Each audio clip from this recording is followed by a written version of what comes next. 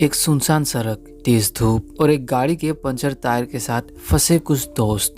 पर किसी को पता नहीं कि पास के पेड़ों के पीछे एक ऐसा अदृश्य मौत घात लगाए बैठी है और अगले ही कुछ मिनटों में इनकी हंसी चीखों में बदलने वाली है, क्योंकि इस रास्ते पर सिर्फ एक गलती का मतलब है मौत।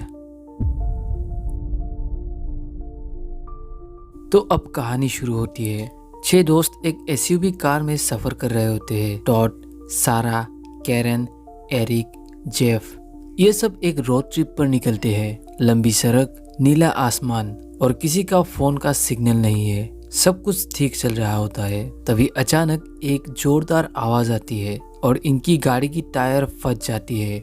गाड़ी रुक जाती है और अब सबको मिलकर टायर बदलना पड़ता है। थोड़ा परेशान माहौल है, लेकिन फिर भी सब हंसी मजाक करते हुए काम शुरू करते हैं। तो टायर बदलने में लग जाता है। सारा और कैरन फोन के नेटवर्क ढूंढने लगते हैं। एरिक बाथरूम करने के लिए जंगल में चली जाती है। जेफ अकेले ही टायर चेंज करने लगते हैं। जेफ टायर चेंज करते टाइम वहां उसे एक गोली दिखाई देती है। तो जैसे ही झुक कर बोल्ट खोलता है, एक गोली सीधे उसके सिर को चीर देती है। सारा का चेहरा सफेद पड़ जाते हैं। उसके सामने टोट मरे हुए थे। बाकी सब समझ नहीं पाते कि हुआ क्या है, कौन, कहां से, क्यों। चारों तरफ सिर्फ सन्नाटा, कोई बंदूक की आवाज नहीं, कोई इंसान नहीं। और तभी सारा के आंखों में एक गोली लगती है। अभी भी किसी को कुछ समझ नहीं आया क्या हुआ। तभी सारा को और एक गोली लगती है। अब कैरन समझ जाती है कि कोई उन पर गोली चला रही है। कैरन सबको गाड़ी के पीछे छुपने के लिए कहता है। टॉड का भी सोल्जर में गोली लग जाती है। एरिक अभी तक गाड़ी तक पहुंचा ही नहीं था, उस पर भी गोली चलने लगती है। एरिक किसी तरह एक पेड़ के पीछे छुप जाते हैं। उन पर अभी भी गोलियां चल रही थी, लेकिन किसी को ये नहीं पता कि गोली किस दिशा से चल रही थी। अब इनको ये समझ में आ जाती है कि इनकी गाड़ी पंचर नहीं हुई थी, इनकी गाड़ी में गोली चलाई गई थी, जिसकी वजह से इनकी टायर पंचर हुई थी। सभी अब इस वीरान जगह पर फंस चुका है और जो शूट कर रहा है वो इनसे काफी दूर है। शूटर ने स्नाइपर में साइलेंसर का यूज किया है ताकि वो छुप के लोगों को मार सके। टॉड की सोल्जर पर अब दर्द करने लगते हैं। एरिक भी बहुत मुश्किल से एक मरे हुए पेड़ के पीछे छुपा हुआ है और इस रास्ते से बहुत कम ही गाड़ियां गुजरती है, लगभग ना के बराबर। जेफ ने जो टायर चेंज किया था उसका सिर्फ नट को टाइट करना बाकी था, लेकिन ये सब अब गाड़ी के दूसरी तरफ जा नहीं सकते क्योंकि स्नाइपर उसी तरफ से गोली चला रही थी। थोड़ी देर पहले कैरन को कुछ दूर में मोबाइल का नेटवर्क मिला था। टॉड मोबाइल लेकर हाथ उसी तरफ बढ़ाते हैं, तभी कैरन को एक सेल्फी स्टिक मिलता है। टॉड मोबाइल को सेल्फी स्टिक में लगा देती है और उसी दिशा में सेल्फी स्टिक को बढ़ाते हैं। उस मोबाइल में कैरन में वॉइस असिस्टेंट को भी ऑन कर दिया था ताकि सिग्नल मिलने पर कैरन अपने वॉइस से ही इमरजेंसी नंबर पर कॉल कर सके। अब जैसे ही टॉड का मोबाइल उस तरफ आगे बढ़ते हैं, तभी स्नाइपर गोली चलाकर मोबाइल को तोड़ देती है। अब ये लोग एक प्लान बनाते हैं। ये लोग गाड़ी को न्यूट्रल में लगाकर सिग्नल आने वाली जगह पर ले जा सके। कैरन एक नकली स्क्रैच को बनाते हैं और जूडी मोबाइल से वीडियो रिकॉर्डिंग करने लगते हैं ताकि स्नाइपर का एग्जैक्ट लोकेशन जान सके। और टॉड गाड़ी को न्यूट्रल करने के लिए आगे बढ़ते हैं। स्नाइपर ऐसा ही करते हैं, स्क्रैच के ऊपर गोली चलाते हैं, लेकिन टॉड गाड़ी को न्यूट्रल नहीं कर पाए। अच्छी बात तो ये था, जूडी के मोबाइल में स्नाइपर का लोकेशन रिकॉर्ड हो चुका था। स्नाइपर एक पेड़ के ऊपर छुपा हुआ है, लेकिन असल में स्नाइपर चाहता क्या है। तभी टॉड को गाड़ी के पीछे एक टूल बॉक्स मिलता है। टॉड टूल बॉक्स के ढक्कन को शील्ड की तरह यूज करते हैं। ढक्कन को अपने हाथों में बांध लेती है। फिर टॉड दोनों को रेडी होने के लिए कहता है और खुद गाड़ी के अंदर घुसते हैं। इस बार टॉड गाड़ी को न्यूट्रल तो कर देती है, लेकिन स्नाइपर टॉड के दूसरे हाथ में गोली चला देती है। अब गाड़ी न्यूट्रल में आते ही गाड़ी आगे बढ़ना शुरू हो जाती है। जोडी और कैरन गाड़ी को रोकने की कोशिश करते हैं।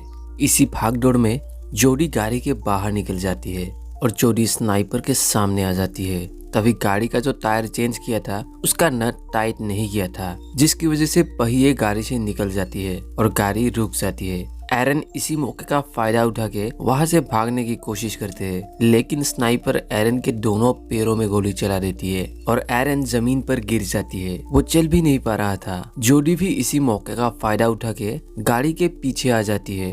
अब इसी तरह घंटों बीत जाती है और इन्हें प्यास भी बहुत लगने लगती है। टॉड गाड़ी के सीट से एक पानी की बोतल निकालते हैं और तीनों थोड़ा थोड़ा पानी पीते हैं। उसके बाद एरिक को भी पानी की बोतल देती है और जब एरिक पानी पीने की कोशिश करते हैं तभी स्नाइपर एरिक के हाथों में गोली चला देती है। दरअसल स्नाइपर चलाने वाला एक साइको किलर है। तभी टॉड की गर्लफ्रेंड को कुछ कौवे खाने लगते हैं, जिसे देखकर टॉड को बहुत बुरा लगता है। टॉड अब वहां से उठकर सारा के पास जाते हैं और उसे आखिरी बार किस करते हैं, लेकिन स्नाइपर अभी भी उस पर गोली नहीं चलाते। वहाँ एरिक के पास एक भेड़िया आते हैं। टॉड भी अब रास्ते के बीच ही खड़ा हो चुका है। तभी टॉड को एक गाड़ी आती दिखाई देती है, लेकिन शायद अब बहुत देर हो चुका है।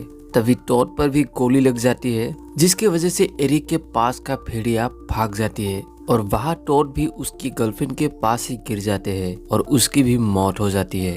तभी सामने से आने वाले गाड़ी की ड्राइवर एक लड़की होता है और उसके हाथ में स्नाइपर गोली चला देती है और उसका भी ड्राइव अनबैलेंस हो जाती है और गाड़ी जाकर सामने इनकी गाड़ी से टकराते हैं। गाड़ी पलट जाती है। कुछ टाइम बाद एक लड़की गाड़ी से बाहर निकलती है, लेकिन स्नाइपर उसे भी गोली से छन्नी कर देती है। तभी गाड़ी से एक आदमी बाहर निकलते हैं और अपनी बेटी को बचाने की कोशिश करते हैं। जोडी और कैरन उस आदमी को गाड़ी के पीछे छुपने के लिए कहता है और इमरजेंसी नंबर पर कॉल करने के लिए कहता है। स्नाइपर उस आदमी को तो देख नहीं पा रहा था और वो आदमी इमरजेंसी नंबर पर फोन करते हैं। स्नाइपर आदमी को देख ही नहीं पा रहा था, इसलिए स्नाइपर उस पलटे हुए गाड़ी में लगातार गोली चलाने लगते हैं, जिससे गाड़ी ब्लास्ट हो जाती है और वो आदमी भी उसी गाड़ी के साथ जल के मर जाती है। अब इनके आखिरी उम्मीद भी खत्म हो जाते हैं, लेकिन उस आदमी का बेटी अभी भी जिंदा होता है।